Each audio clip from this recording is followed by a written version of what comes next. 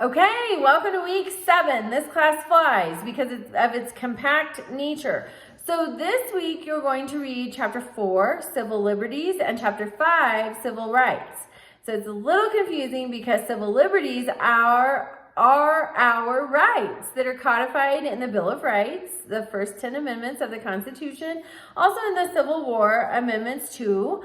So those are civil liberties. And then in chapter 5, you learn about civil rights. And so that is more like the Civil Rights Act of 1964, the Voting Rights Act of 1965, I think, the Fair Housing Act, and also women's issues.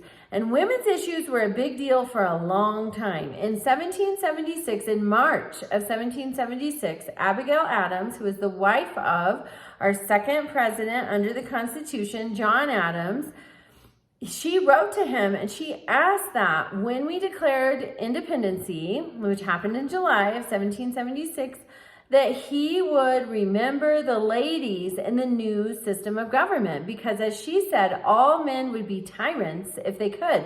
And women were really dependent on their husbands and fathers. They didn't really have the option to be independent. And so she really was advocating for that in 1776. It was almost 150 years before we got the 19th Amendment in 1920 when it was ratified, guaranteeing women the right to vote.